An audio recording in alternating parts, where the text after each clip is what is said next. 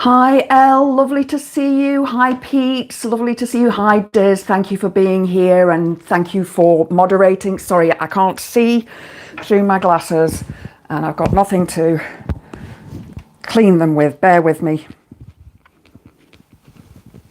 Bear with me. There we go. That's a bit better. Not as smeary. So, how are you all doing? Let me know.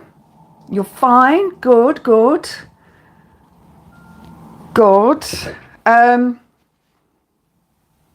Spike says hello. Hello. How are you all doing? Sorry, I'm completely mad.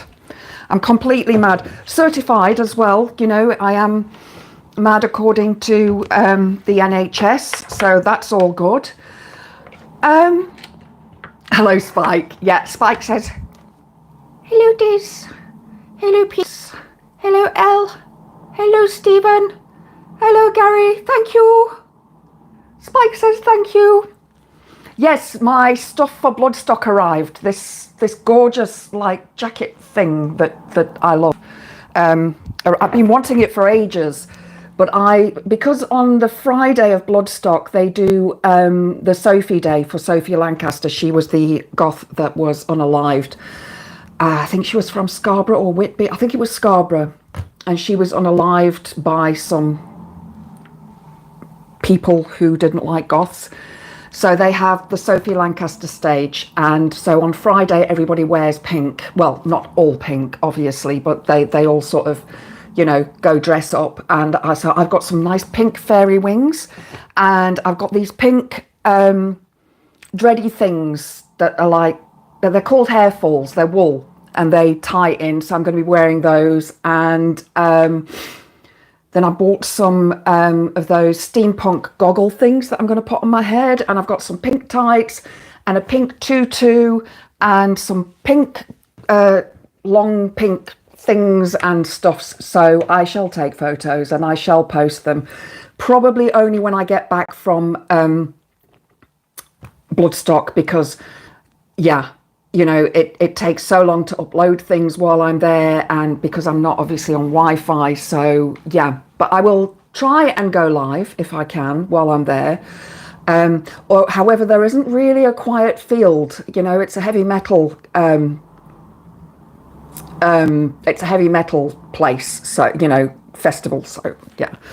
Stephen, pink is a pet hate of yours. Sorry, but it has to be done, you know, in honour of Sophie, who was unalived by people. So yeah, I actually used to have pink hair until about 3-4 years ago. I decided to go back to black. I was blonde for a long time. When I was at school, I dyed my hair and it wasn't supposed to be pink, but it was, and I nearly got expelled for that. This is back in South Africa where you're not allowed to have that sort of thing. Well, you weren't then. I don't know what it's like now. And then when I left school, I went blonde because I started singing in a metal band. So, you know, blonde, the colour. And then in about 2012, I think it was, I decided to go pink. You know, that really bright, shocking pink when it first came out. So I went that colour. And then I sort of varied between shades of pink and now back to the goth me that I was when I was in school. Yeah, I understand you, Stephen. It is, you know, I actually got rid of all my pink clothes when I went back to being, you know, sort of the dark goth kind of. I had to embrace my dark side again. So I got rid of all of my pink stuff and so I've had to buy some more. Any excuse to spend a bit of cash. But I did buy this really cute pair of sunglasses. They're love hearts with like the spiky bit at the side, little diamante around them, and you know, pink sort of frames, pink lenses. So I'm looking forward to wearing those. But this arrived for me yesterday, which is my headdress for my next pagan festival, which is coming up next weekend. So I am being like a stag Bambi kind of thing. So can't wait. It's very heavy, but it'll be wearing, I'll be wearing it for one night. So yeah, thank you, Stephen. I got loads. I've got absolutely loads of headdresses. I've got one that somebody made for me by hand, which I'm going to be wearing on the day of the ritual. I'm going to be putting wheat into it. It's made from hawthorn. I asked for it for Beltane, and this lovely friend of mine made it, so I shall be wearing that. Thank you, Diz. I love it. I absolutely love it. It's from a company called Moss Story, MOS Story, and they are quite expensive. I think this was about 25 quid, but they're really well made. You can see that they're really, really well made. They're not the cheapy ones that you can get. I've got loads. I've absolutely got loads behind me. You can't see them, but they're all sort of all over the place with roses and veils and flowers and horns and spiky things. Lots for Halloween. Lots for Halloween. So today, how are you all doing, first of all? How are you all doing? Because I want to talk about mental health issues around the media and how the media affects us with our mental health. Not just social media, but sorry, I need to turn on my other computer here. Oh, gosh, millions of stuff in my way. So, we all do the doom scrolling. And funnily, I came across a meme earlier, and it said, "Stop the doom scrolling. Take a photo of a cat, a dog, a fish, a pet, and go and have a glass of water." And it is true. We do doom scroll, don't we? I do. And especially at night when I go to bed. I try so hard not to. I really try hard not to. What I've started doing now, though, I listen to quite a lot of horror story podcast things. So I try to listen to those while I'm falling asleep rather than listening to all of the political channels that I watch. Because if you're like me, which I'm sure most of you are, we watch a lot of political channels, and our content creators are brilliant. We have some brilliant content creators, and I can't fault them at all. And a lot of them bring humor into it. Some bring facts and figures into it. And we all sort of take care of each other, in the community. But sometimes all of that news can get so overwhelming. So I have put some links to various websites that you may want to go to, Samaritans and NHS, for unaliving if you are in that place. Not that, I'm hoping that none of you are. My nose is running. Bear with me. I'm hoping that none of you are. But if you are, I do recommend the Samaritans 116123. Absolutely brilliant. I have used them numerous times. So I can't, it's completely anonymous. You don't have to give your name. You can give a fake name if you want to. You don't have to give your name. And they are brilliant. They really are brilliant. Just an ear to listen to.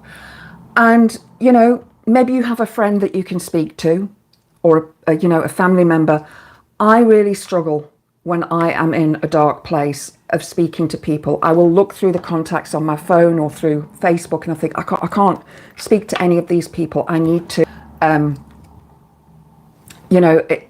how do you tell people that you are feeling like that? It's very, very hard. Very, very hard. Stephen, been a long, hard day, but trying to keep it together. Had a universal credit phone call. Oh, no. I'm to get one a month. Oh, no.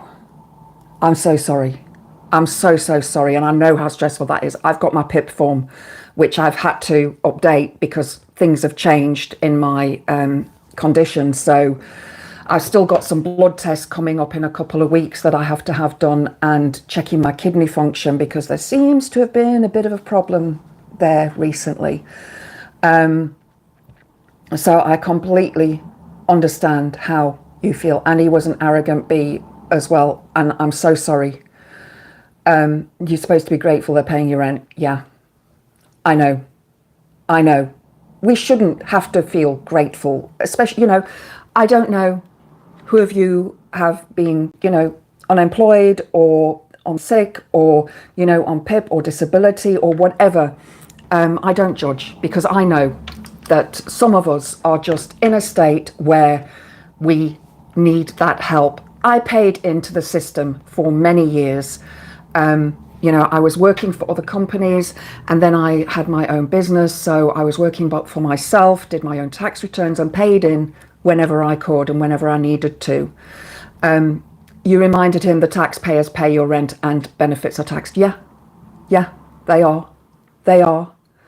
Excuse the language. Oh, don't worry. No, I swear myself a lot. So don't worry about your language. I'm not offended. I just don't say the words, or I try not to say the words on the lives and on my videos, because of course YouTube does recognize that and tends to put them down. I know that, other people are monetized by their channels have got more subscribers than me. So they manage to earn a bit of revenue from them. At the moment, I don't, which is another post that I put at the top of the comments is a link to my GoFundMe. So if you would like to make a donation towards the channel, that would be most appreciated. And I don't know if you're I don't know if you're watching, but I will be doing the email thing as soon as this live has finished this evening. I promise. I'm sorry. Like Stephen, I have had a rough week. Stuff's happened. Today I'm feeling much better. I struggle to sleep. I really struggle to sleep. I do have 2 sleeping aid drugs that I try not to take because they make me feel horrendous the next day. And I'm not allowed to drive when I've taken them because one of them is a very, very heavy dosage, which still doesn't send me to sleep. It would most people, but not me. I'm an insomniac. I've been this way ever since I was a child. Obviously, as I was a child, I had bipolar disorder and borderline personality disorder as a child. It wasn't obviously diagnosed, but those things happen. And, so yeah, my sleep pattern is a nightmare. And then if I have stomach problems in the night, then I can't sleep at all because I'm in so much pain. Anyway, let me not bore you with my health issues, but Stephen, you have my sympathies for what you are going through with your UC. It's an absolute bloody nightmare. Your channel is still a baby in the making. Your content is brilliant. Oh, thank you. And we'll get you more subscriptions just for you. I can't be anybody else. I am just me. So thank you all for tuning in this evening. I go at 6 o'clock on, you message Blah. Oh, thank you, Elle. I just want to, I do apologise. Is Blah a they? Just want to make sure that I'm addressing everybody with the correct titles, because I know, to me, it's important. Today, on Gadget's channel, I don't know if any of you follow Gadget. He's Australian and he does a lot of stuff on Tommy Robertson and Taint and Jordan Peterson and all of those guys, the grifters, the far right grifters, the toxic manosphere and so on. He's done a real lot of research on these topics, and he's really one of the people that I love following. And he had put something up about, I think it was his channel, about, it might not have been his channel, it might have been somebody else's channel. But anyway, it was about the fact that Mrs. Macron is suing whoever it is that said that she looked like a man or that she's a man. So I put a comment on saying that's brilliant. More of us should do that, because I get it a lot. I get a lot of people saying, oh, you're a man, da da da da. They're just trying to get a rise out of me. I am not. I'm a cisgendered woman. I am a she, a her. Stephen, hang on a second.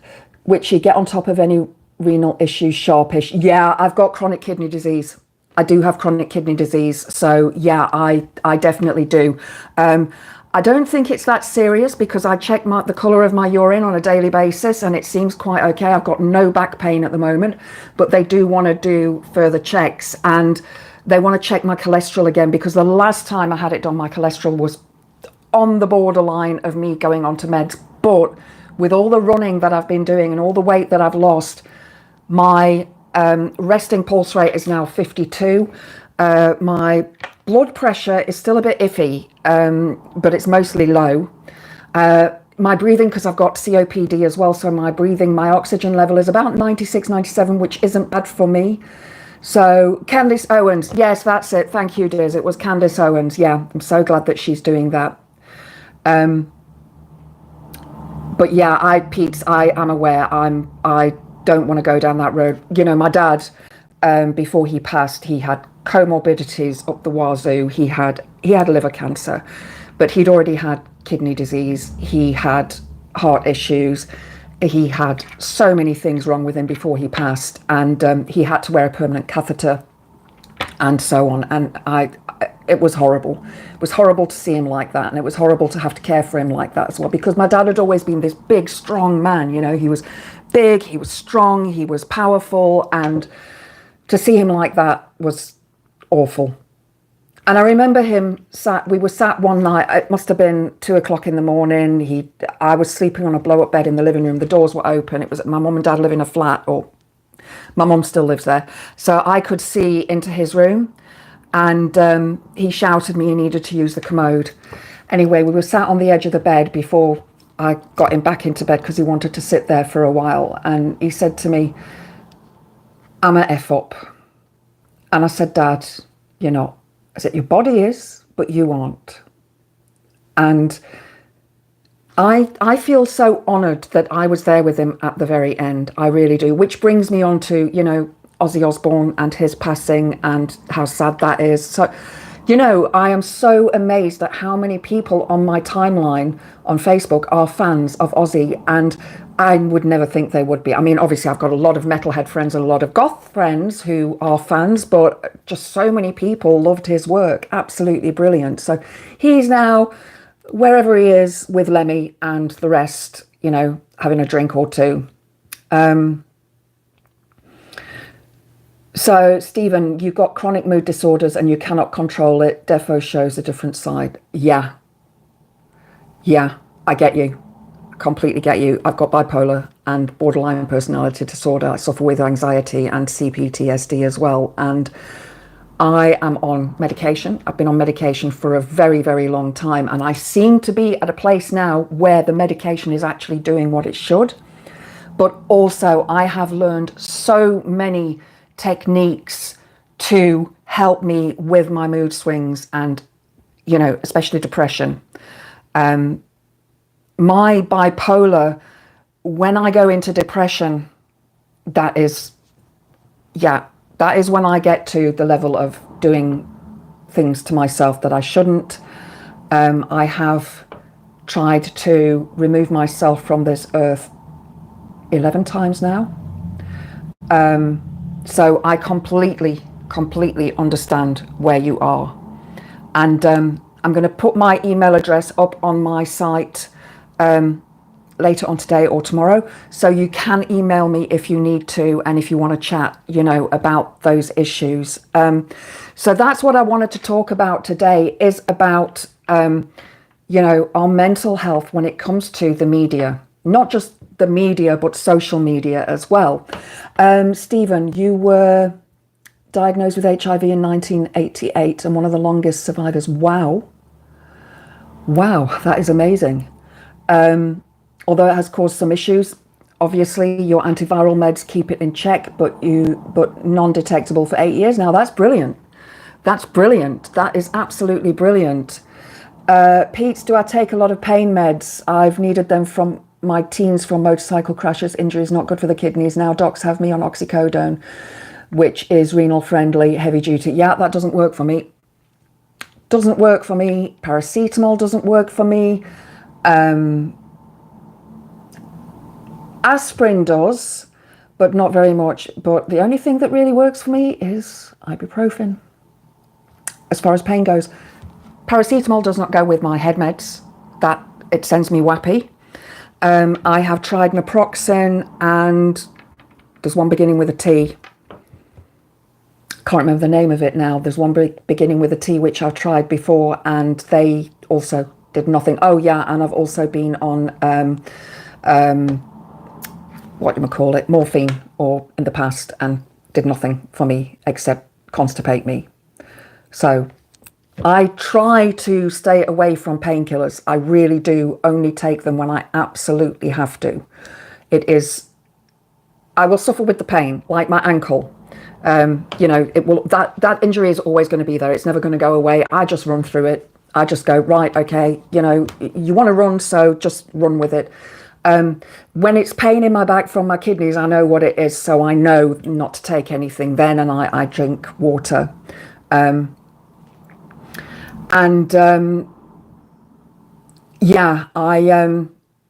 drink a lot of water. I drink probably about 2 litres a day, but I run. So, I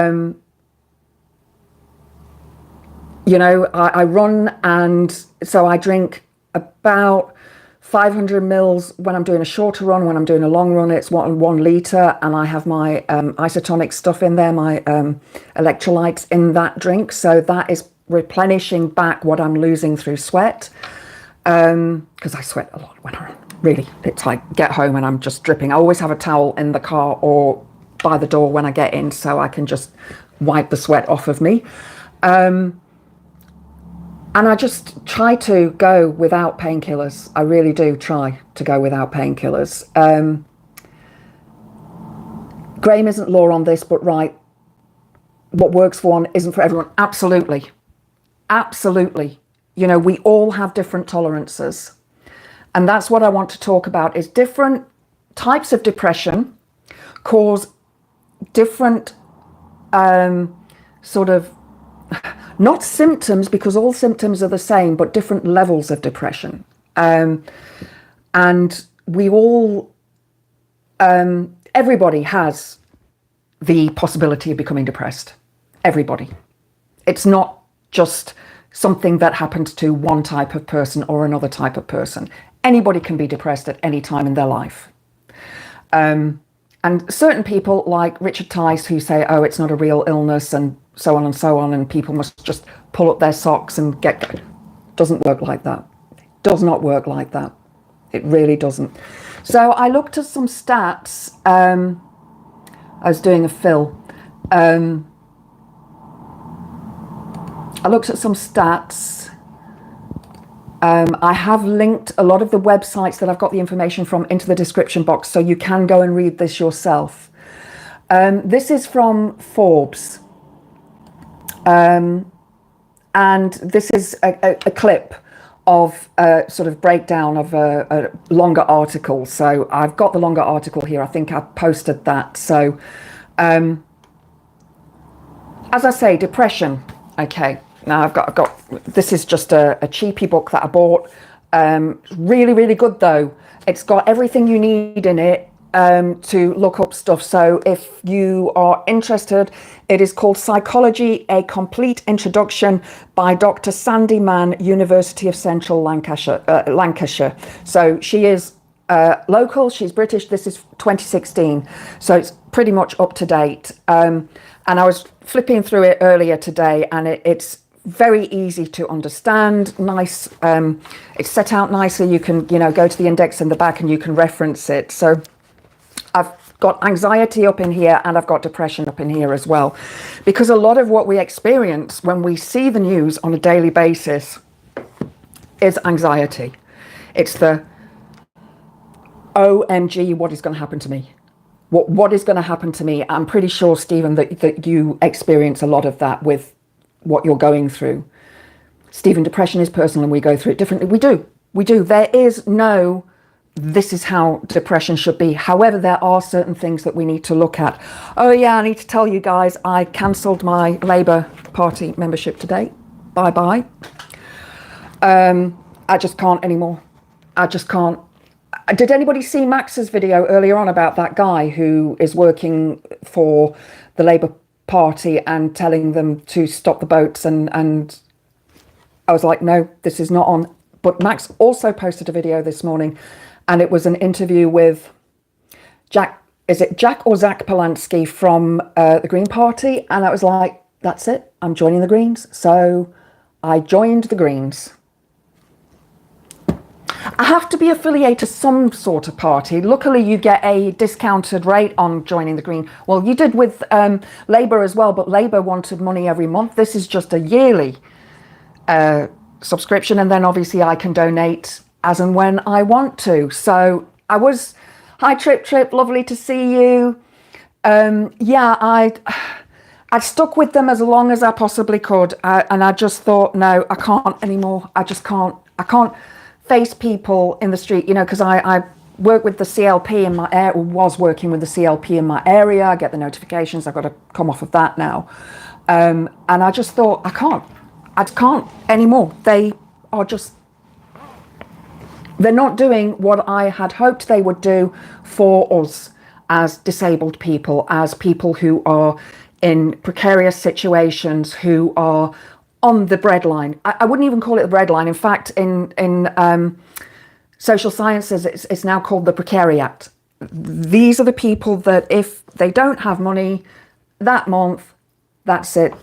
They're going to be in a tent or on the street without a tent. So I've got the actual full diagnosis here. This is for major depressive disorder from the DSM-5, which is the Diagnostic and Statistical Manual of Mental Disorders.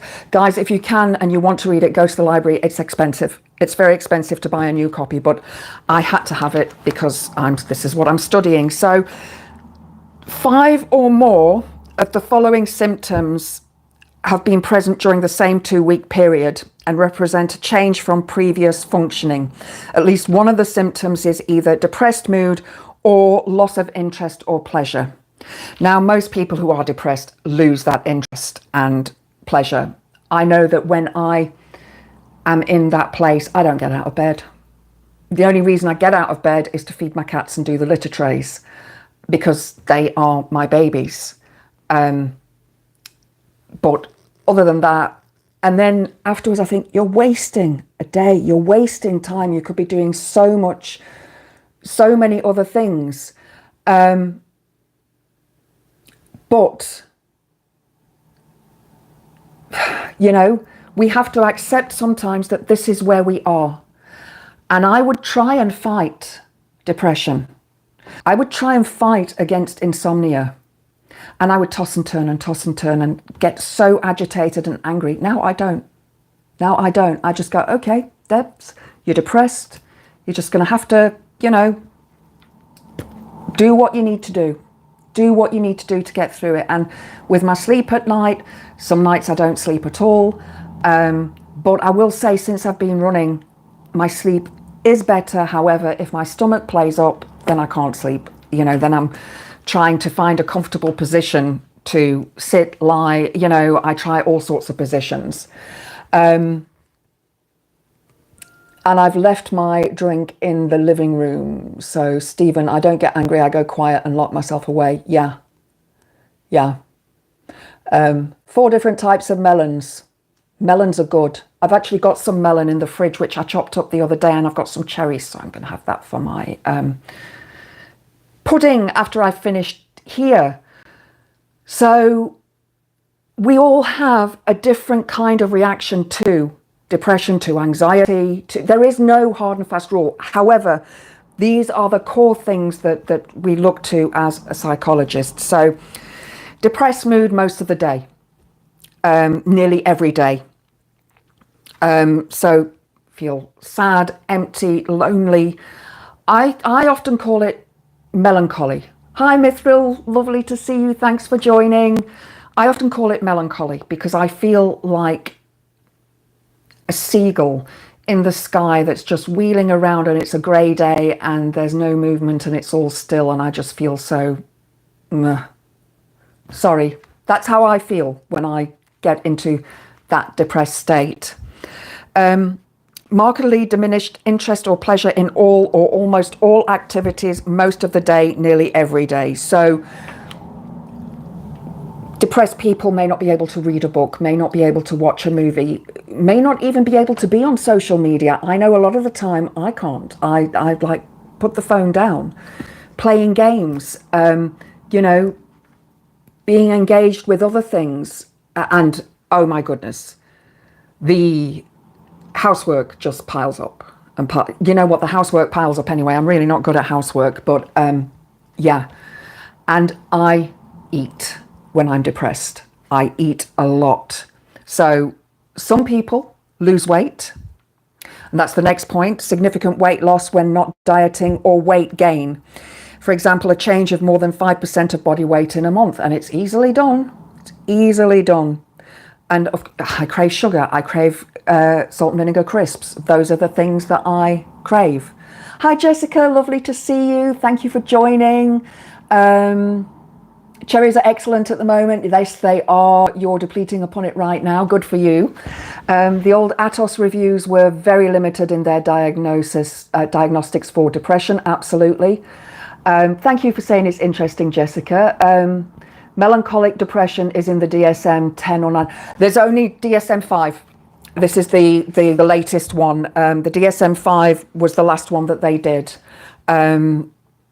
It comes out every sort of few years, but this one's probably in need of an update. But it's a panel of psychiatrists, psychologists that get together and decide what dictates a specific illness, and they're mostly white, middle-aged and upward men. So, you know, that's why a lot of these don't count. So luckily, I know that the last time, I think there was a woman on there as well, because borderline personality disorder used to be known as hysteria, histrionics, and it was something that was assigned to women as a female illness caused by our female hormones. But it's not. It's a dysfunction. It is something that can actually be worked on and be not repaired, because it'll never go away, but you can learn to work through it, which I have done. And it is, men and women both get it. Men and women both get it. So it was just something that male doctors used to say, because obviously they wanted to control women, and men have testosterone, and men, of course, can't get, you know, that kind of illness. Just saying, not all men. Stephen, you're the opposite. You stop eating. Trip, that's the way to go. A wee treat works wonders. It does. Definitely does. When I got my results on Tuesday, I bought myself a Toblerone, one of those big ones, and I didn't eat it all at once. I wanted to, but I didn't, because I knew if I did, I'd be sick. Mithril, I have a definite tendency toward depression. Sometimes it's been as bad as you can think. I tend to shut down and plod on till I break through the wall. Yeah, I get it. I completely get it. I do. It affects us in ways that people who've never experienced proper depression cannot understand. Now, when I say proper depression, there's, you know, being down for a day or two after an event. You lose a family member or a friend. You lose a job, or you have to move, or you get divorced or break up in a relationship. All of those are going to cause some sort of upset, anxiety, depression in you. That is completely normal response to those issues. But somebody with BPD, bipolar disorder, or deep major depressive disorder will not be able to get out of it at all. So guys, just want to remind you all, 116123 is the number for the Samaritans. If you do need to speak to somebody and you are having thoughts that are not good thoughts, or you're thinking of doing something silly, please don't. Please don't. Just please don't. I look back at the times in my life when I have physically hurt myself, and I ask myself, why? Why did I do that? What were the reasons behind there? Because I thought that I wasn't good enough. Because I thought that I didn't meet up to people's expectations of me. I thought that I needed punishing. And because there was nobody there to punish me, I would punish myself. These are all normal reactions to feeling that way. And they're normal things for somebody with BPD or with bipolar disorder or even with depression. So if you do experience that, don't feel you're the only person experiencing it. You're not. You certainly are not. Insomnia or hypersomnia nearly every day. So insomnia being you can't sleep, hypersomnia being all you want to do is sleep. That's something that's been cropping up with me recently, is all I want to do is sleep. And I have an app on my phone, and I've talked about this before. The app's name is Finch. It's really silly.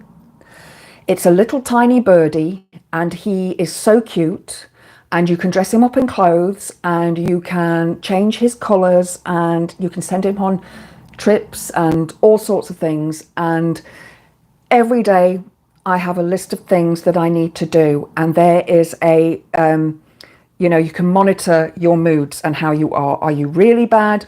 Are you feeling down? And then you sort of go up from there. But the two lower ones, they have a first aid section that you can go to, and you can click on each of the things there, and it gives you things to do, like looking for 5 different colours or doing a deep dive into yourself, why you feel the way you do. And it really helps me every day when I go to the loo first thing in the morning.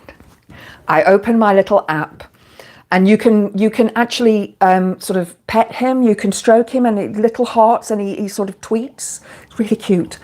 And sometimes all you need to do is just get through the day. Just survive it. That's all. Just survive it. Mithril, you were referred to a psychologist. She told you your problem was I took on everyone else's problems and never talked about my own.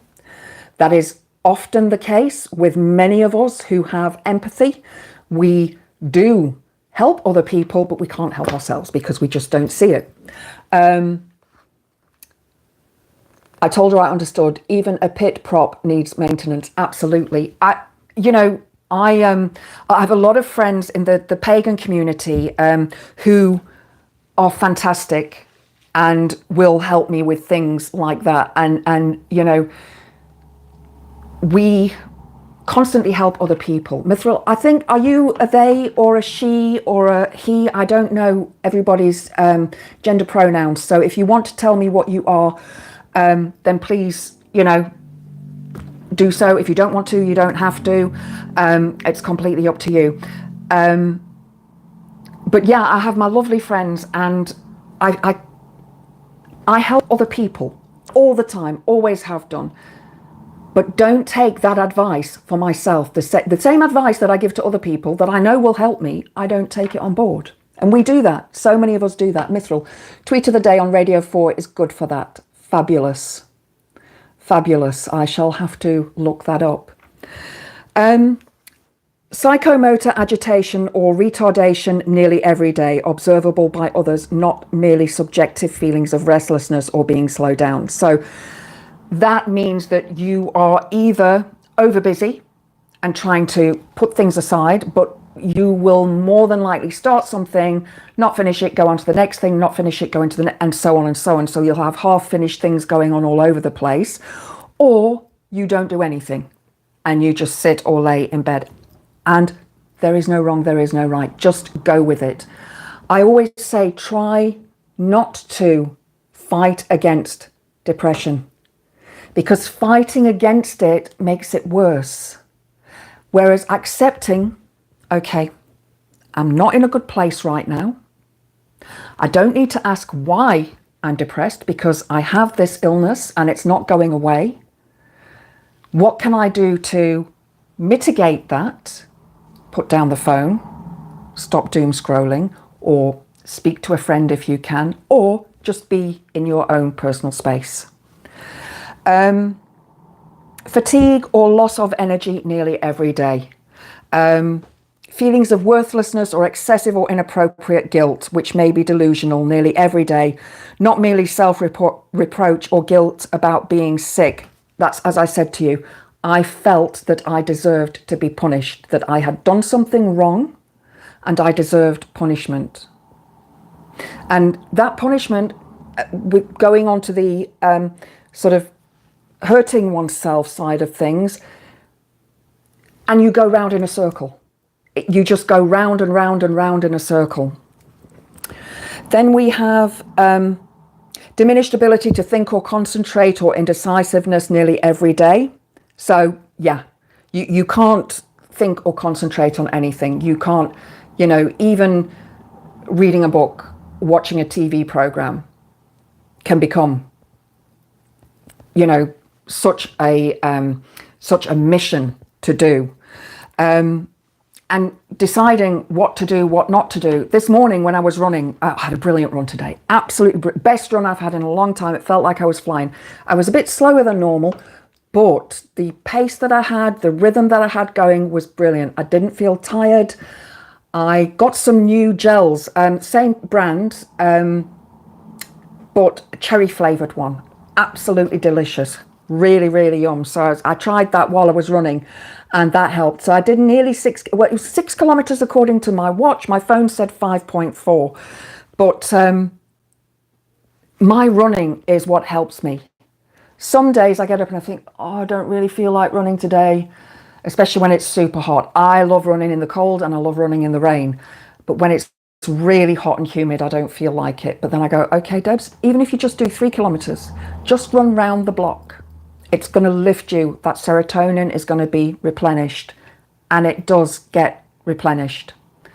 You've got a small, Stephen, you're a he, him nowadays. Okay. I will try and remember. So please forgive me if I forget. Stephen, you have a small group of friends that are amazing, but you hid stuff from them. Yeah, we all do. We all do.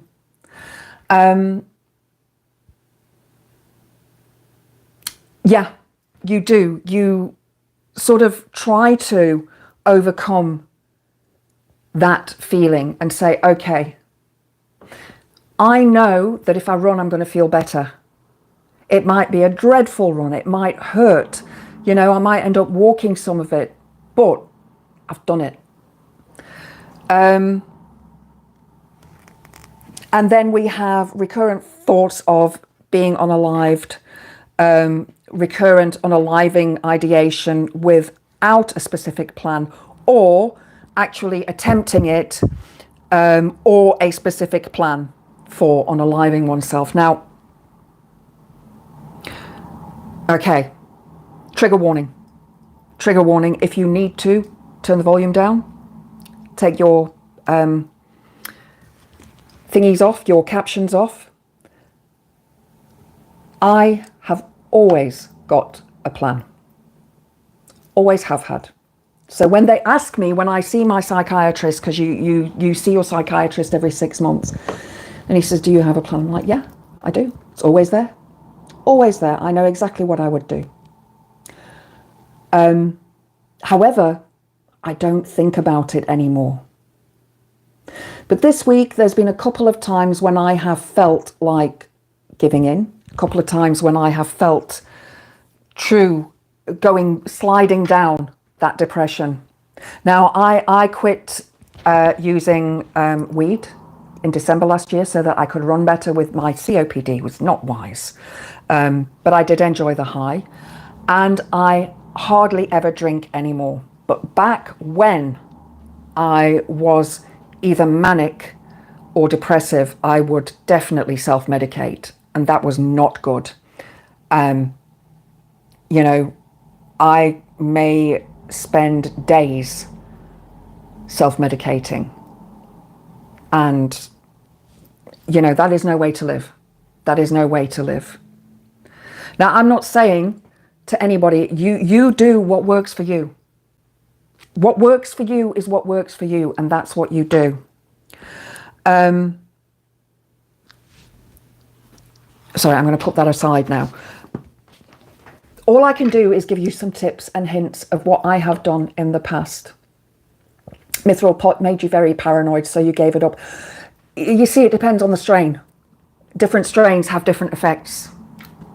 So, you know, there's different, some, you know, I have noticed that here in the UK, a lot of it is just absolute rubbish. Trip edibles, yeah, I would love to get some. Mithril, I head to water like the photo you showed today. I look for fish. Yeah, I'm lucky. There is a fishing dam right behind my house. And so, you know, I go to the woods. That's my place to go to. I'm old. It was just red leb. Okay. You're not that old, I'm sure. Trip, your paranoia stopped a long time ago after I resolved specific issues. That's true. And again, it is staying away from certain types of skunk, for example, not good, besides the taste. But yeah, it depends on, it does depend a lot on the state of mind you are in when you do partake of those things. Helps with your PTSD and depression. Excellent. And that's it. Some of us are, you know, like when I was using it, up until I started running, it was actually helping me. I wasn't the kind of person that would sit there and mong out, you know. I would actually do things. I was actually very creative. In fact, the distinction that I got in my last module, I got it when I was stoned. So, you know, it's not necessarily a bad thing. But we all have our feelings about it, and some of us think, no, it's horrible, and some think, yeah, it's okay. And that's fine. I'm not going to judge anybody on their use or non-use or whatever. It is completely your choice. You microdose mushrooms for some rituals. I often go to Neolithic sites for ritual days. Mithril, that's wonderful. I don't know if you've heard of Thornborough Henge up in North Yorkshire. It's between Ripon and Thirsk. Absolutely fantastic place, and I will be going there for Mabon, the autumn equinox. Yeah, so I get you on that, going to Neolithic sites and so on. Absolutely. And yeah, if you are into magic and into paganism, and then using that belief system helps you a lot.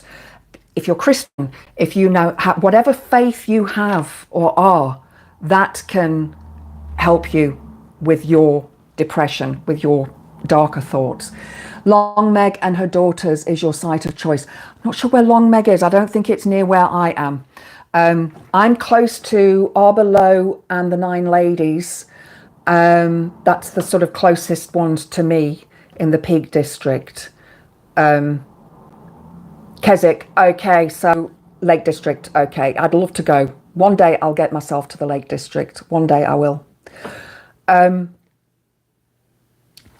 So depression affects us all in different ways. And what I'd like you all to bear in mind at the moment, everything that is going on right now, I'm sure is distressing a lot of us. A lot of us here who come in this community are sensitive people. We are people who have gone through the worst in life, who have experienced dreadful things, and we see what's happening with politics, we see what's happening in the news, we see all of these things, and it's just one thing on top of another. When I'm planning for my live sessions, I actually do a rehearsal.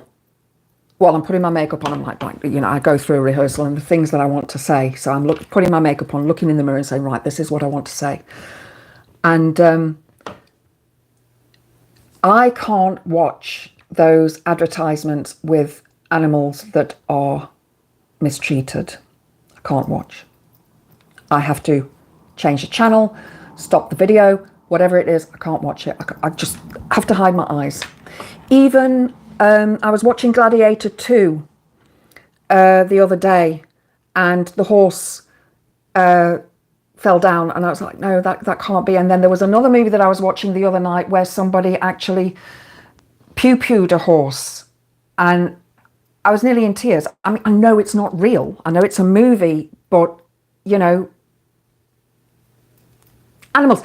I've seen lots of baby frogs recently, lots of baby toads and frogs coming from the lakes and going across the paths and so on. So when I'm running, I obviously step over them. I rescue bees, I rescue spiders. Even this morning I was dusting in my bedroom, getting rid of, because last night there was a spider that decided he wanted to get in my hair, and he just kept coming to a big daddy long legs kept coming to my pillow. I'm like, no, stay over there. My cats were useless, they did nothing. Stay over there, daddy long legs. And he just kept coming that way. I'm like, okay, then go that side. But I won't kill them. I'll rescue them even if they're in the shower. And I'm like, right, you go over there. I rescue, the only thing that I don't rescue, slugs. Can't stand the things, absolutely detest them. They are revolting creatures.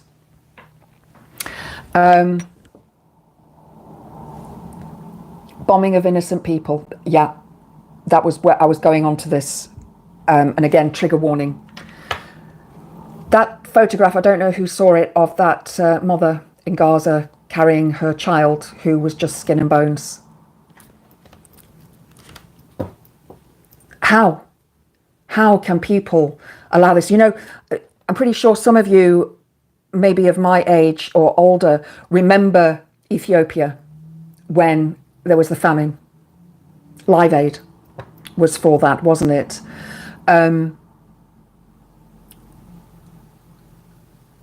Your grandson keeps you going, can drive you mad, then melt your heart the next moment. You bear the donkey adverts. They just break. You can't bear the bear and the donkey adverts. Yeah, I can't watch them. Any hint of cruelty does, I'm the same. I just can't.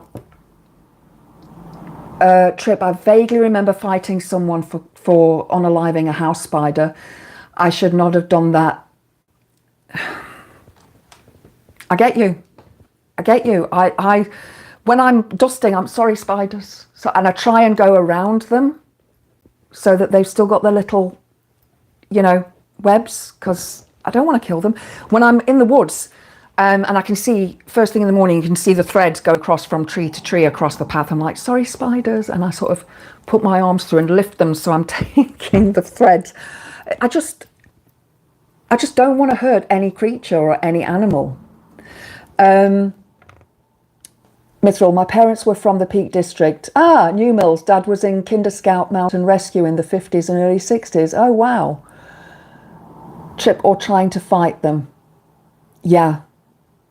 1985, 13th of July. Yes, it was the anniversary, wasn't it, Diz, the other day? I remember that because it was the same day as my mum's birthday. I remember watching it. I was in South Africa at the time, but we did get to see some of it. Somebody recorded it and we had it on VHS and it was sent across to us because obviously that time in South Africa, it was still apartheid. But I remember seeing it and it was brilliant. It was absolutely brilliant. Spiders, no. Arachnophobia is bad. One thing that I couldn't watch is that movie, Arachnophobia, when it came out. I went to the cinema to see it, and I was actually sat with my legs up, my feet up on the chair, brushing up myself. I just felt that I was covered in spiders. If you can see the threads, so can their prey. Yeah, that's true. That is true. But, it's when it's dewy. Witchy, your cat with one eye is so sweet. She is. She's a pain in the arse, though. She is an absolute pain. Bless her. She only lost that eye late last year. She came to sit on my knee, and she does this baby thing. I have to rock her like a baby, so her head goes here, and she's like that.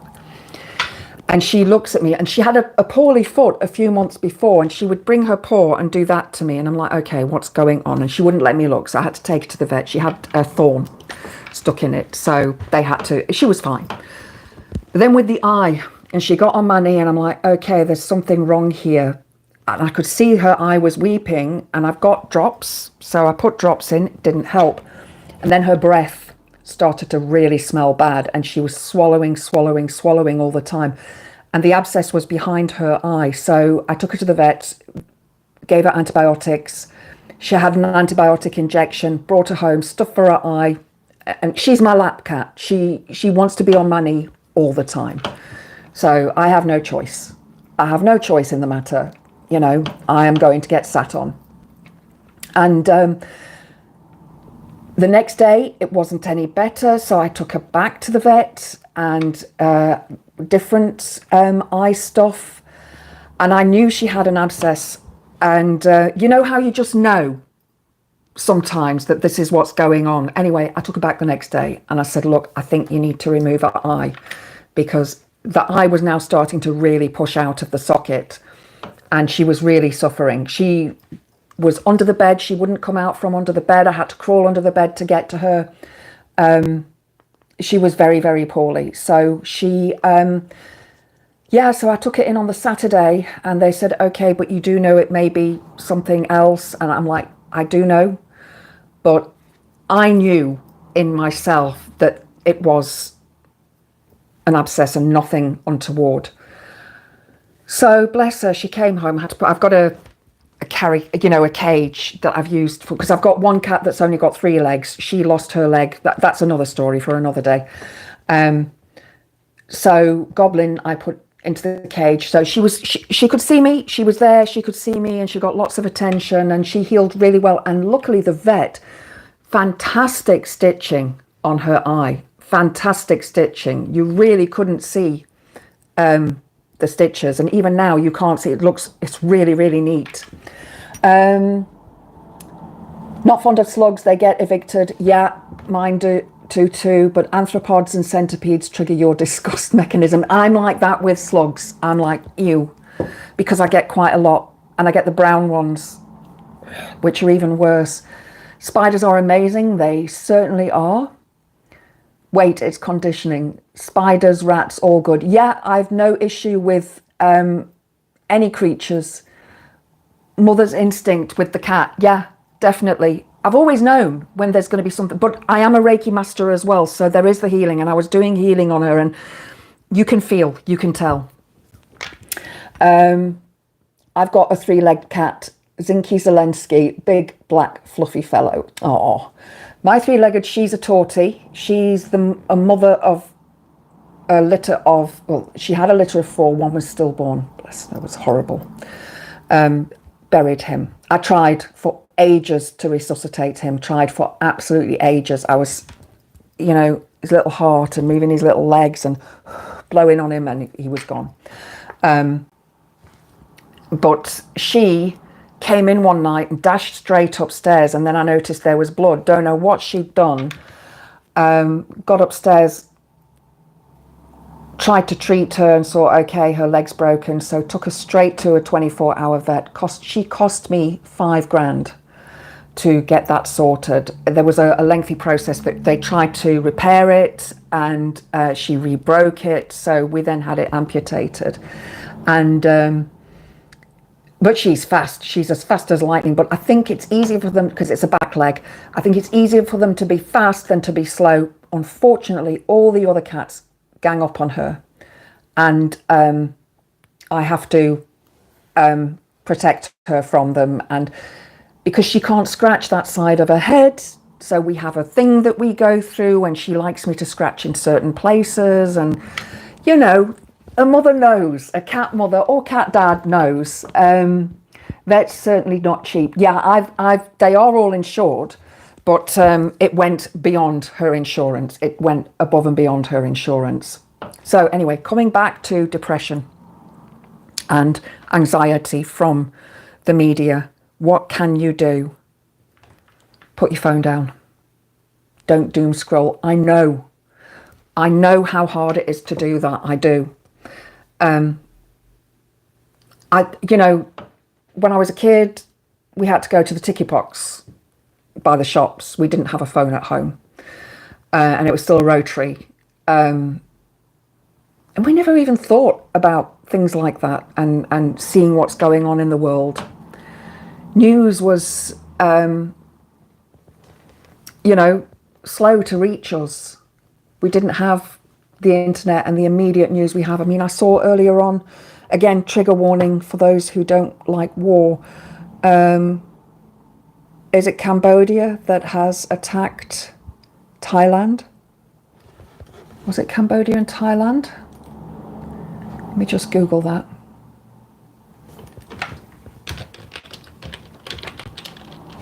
Yeah, Thailand. My niece is supposed to be going to Thailand. I don't think she'll be going now. Yeah, clash. So, and I saw that and I thought, no, just no more, please, no more. How can we? You know, why can't we all just get along? Your brother's a vet, hates private practice, so he's worked for the PDSA for years. Oh, that's lovely. There is no PDSA near me, but I do donate, and I donate to Cats Protection. I ran for Cats Protection earlier this year, and I've contacted them the other day because they're doing a race close to me, but it's one of the weekends I'm away, so I can't do that race. But I've asked them to please come and pick up. I've got like 10 bags of stuff that they can take, clothing and stuff. Zinky's lost a front leg fighting cars, quick as a whippet on 3 legs. They are, aren't they? They're incredible how quickly they heal.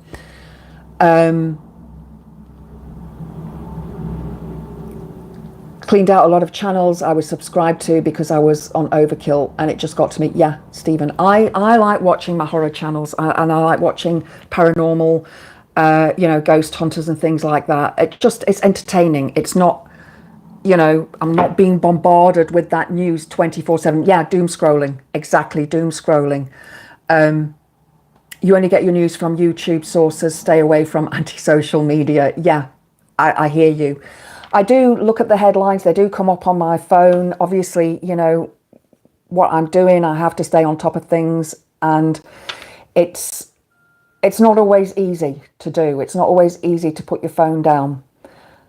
But yeah, you like the paranormal stuff. If you like the paranormal stuff, Stephen, check out Twin Paranormal. They are American. It's 2 blokes, they're twins. And then another bloke, their best mate. So it's Ryan and River and Wyatt. And they only do a show once every second week now, but it's a 2-hour show and it's absolutely brilliant. They really are good. I really enjoy them. I really do enjoy them. So just something to keep an eye out on. If you do come across them, you might enjoy them. Return ticket to Korea is 800 quid and an Airbnb next to the beach is 400 for 2 weeks. Wow. That's a lot of money to Busan. The Twins channel, excellent. I think 800 quid's a lot of money. That's just me though. The Twins channel is brilliant. I do love them. And I also listen to, what are their names now? The Tape Library, Mystery Archives, and what's his name? Peter somebody, he's British. He's really good. He puts his stuff out on a Saturday night. Why can't we all get along? Mars Attacks. Yeah, I just wish we could all get along. If we all just learn to accept that people are different. But when I see stuff like what's going on at the moment with the far right, I just want to scream and rip my hair out. I really do. Peter Laws, that's it, Mithril, that's it. Yeah, that's him. Peter Laws, brilliant. Absolutely brilliant. Love his show. He's got the perfect voice for reading his own stuff, and he has done a lot of he's written his books and they've been released on audio books as well. I want to get some for my mum, but he doesn't read them on the audio books. I did ask him. But yeah, I love those channels. Absolutely love those channels. And then I watch quite a few channels that are true crime documentaries as well, because of what I'm studying. So reasons why people do what they do. And I enjoy those. And it gets me away from all the poop that is going on out there in the world that I just don't want to know about. And we need to take those breaks sometimes from social media from what's going on, especially those of us who do have mental health issues, because it can just make us spiral. It can just make us spiral into this even worse place. I mean, I think about worst case scenarios, and that's something with anxiety. I think I looked up anxiety in this one. I didn't look it up in my big book, but I looked up anxiety in this one. Bear with me. And yeah, feeling restless, having a constant sense of dread or impending doom, feeling constantly on edge, having problems concentrating on matters other than the worries, being easily distracted by worries or concerns, the inability to work effectively, feeling depressed or worthless. Then there's the life events theory of anxiety, which is people often develop anxiety following a series of stressful life events, as I mentioned before, moving house, divorce, bereavement, and redundancy. But also thinking styles theory. Some people may have a thinking style that lends itself to experiencing greater anxiety. For example, anxious people have a tendency to expect that the worst possible scenario will always occur, and they must always be on their guard in case something bad happens. Now, I did a job. I worked at a big corporation. I started off as a filing clerk and worked my way up eventually to IT support manager. Still to this day, don't know how I did that, because I'm just not an IT person. But part of the job, one of the departments that I did at the time was disaster recovery. There was nobody doing it, so I went on courses, and so I started to put all the disaster recovery plans into place for the whole of the company. That was each and every single department, and we had branches all around the country. So I was trained to look for the worst possible situations. In other words, what are you going to do if there's a civil war? What are you going to do if there's no electricity? What are you going to do if, there's a strike? What are you going to do if you run out of paper? All of these, everything from small to big problems. So I have a natural tendency to think about these things and what I would do in those instances. So, yeah, I just have this thing all the time. And it's funny because I do tarot readings and crystal readings, and I don't do them professionally anymore. I used to, but I do them for myself. And yesterday I drew the goddess card Lakshmi, who is a goddess of bright future, light. She is giving, she is loving. And her message is all about loving yourself and trying to put aside your worries, trying to be the person you're supposed to be, and just accept that that's the way things are going to be. And then the two crystals that I pulled with that card were smoky quartz and chisolite. Chisolite is known as the cross stone. It's a protection stone. It sort of has a cross in the middle of it. And but smoky quartz was again all about indecisions. Don't think about them. Just let things happen naturally, and things will work out.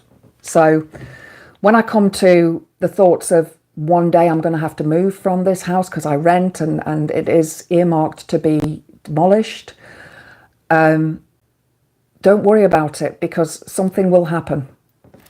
What that will be, I do not know.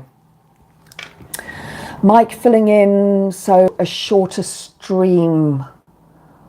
I know, Monday, Wednesday and Friday. What is that? What channel is that?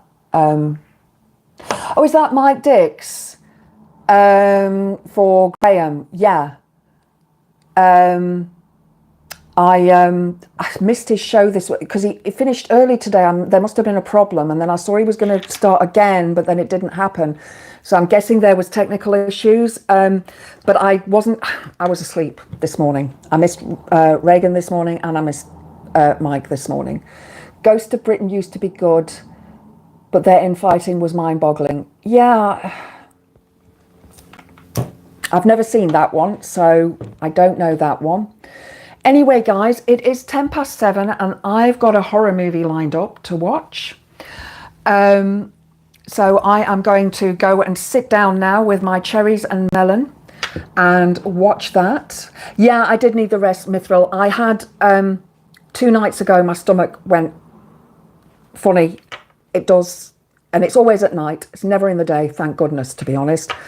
So I cannot get comfortable. I cannot do anything. It is just, the pain is so bad and I can't take anything. Because what happens is the top of the stomach closes off and the stomach goes into spasm. So it's not just the, the bowels, it's the actual stomach itself that goes into spasm, and there's nothing I can do until that stops, and it's just awful. Cool. Which film? Oh my goodness. It's on Prime. I can't remember the name of it now. I watch that many horrors. I'm really rubbish at remembering the names. I shall put a post on later of which movie it is. But it looks quite good. It's British. And then set in Britain to start with, and then set in Ireland. So nice to watch a British horror movie for a change. Thank you, Pete. I hope you enjoyed it all, guys. And remember, put yourself first. It is so difficult to put our problems to one side and try and deal with somebody else. But we need to take care of ourselves. It's really, really, really important. So do what you need to do. And if you are depressed, then take that time to just be in that place. Don't fight it. I don't fight insomnia anymore. I just read.